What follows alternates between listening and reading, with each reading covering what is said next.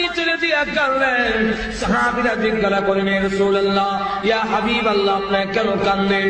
আল্লাহর নবী ডাক দিয়ে বলেন, আমার সাদের মহব্বত দেখে, আমার সাদের ভালোবাসা দেখে, আমার সাদ আমার জন্য কি ভালোবাসা, আল্লাহর জন্য কি ভালোবাসা, তার ভালোবাসা দেখে আমি চোখের পানি সামনে রাখতে পারিনি।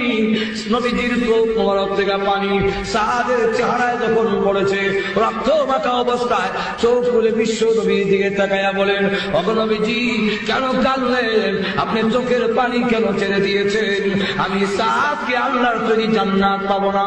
এমনি আল্লাহর নবী ডাক দিয়ে বলেন, সাদ শুনে রাখো, আমি নবী ঘোষণা দিলাম, তুমি যদি এই মুহূর্তে বিদায় হয়ে যাও, আল্লাহর তৈরি জান্নাত তোমার জন্য ওয়াজিব হয়ে যাবে।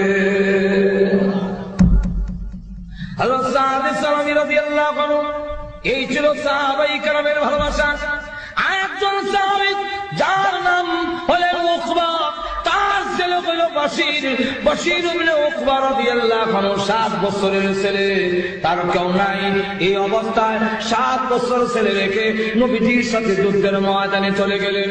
বিশ্বনবী যখন ঘুরে বাড়িতে আসলেন, বশীর ইবনে উকবা রাদিয়াল্লাহু আনহু দৌড়ে গিয়ে আল্লাহর নবীর সামনে দাঁড়ায় বলেন, ইয়া রাসূলুল্লাহ, ইয়া হাবিবাল্লাহ, আমার আব্বা আপনার সাথে যুদ্ধের ময়দানে গিয়েছিলেন, আপনি আসলেন, কিন্তু আমার আব্বা দিয়ে এখনো এলো না।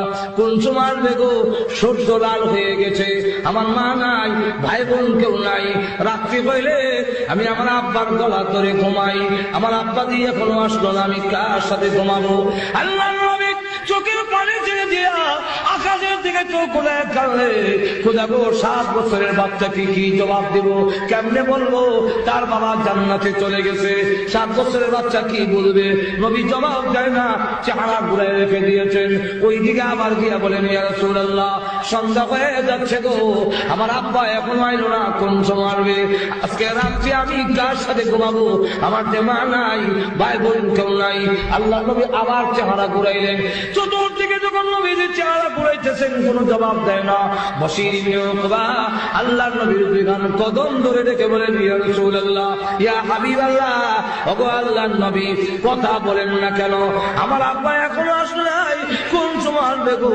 আল্লাহর নবী তখন আর সহ্য করতে পারলেন না, এমনি ডাক দিয়ে